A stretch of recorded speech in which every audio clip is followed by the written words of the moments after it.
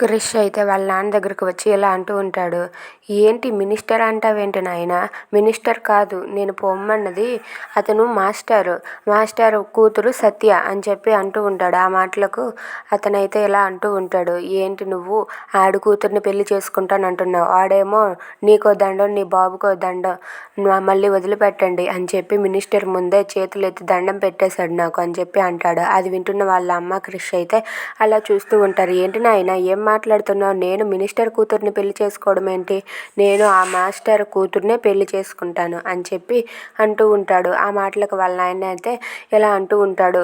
వాడు నీకో దండం నాకో దండం పెట్టాడు కదరా, అయినా సరే నువ్వు ఆడినే పట్టుకొని వేలాడతావేంటి? నువ్వు మినిస్టర్ కూతుర్ని పెళ్లి చేసుకో అని చెప్పి అంటాడు. ఇంతలో అక్కడ ఖాళీ అయితే క్రిష్ మీద చెడ్డ పేరు రావడానికి కోసం అని చెప్పి ప్లాన్లు వేస్తూ ఉంటాడు. నేను కిడ్నాప్ చేసి అది ఖచ్చితంగా క్రిషే చేశాడని నిరూపిస్తాను, అప్పుడు ఆ సత్య నమ్మేస్తుంది అని చెప్పి క్రిష్ అయితే అనుకుంటూ ఉంటాడు. ఇక సత్య అయితే క్రిష్ మీద కోపంగా ఉంటుంది. If you like this video please like, share and subscribe.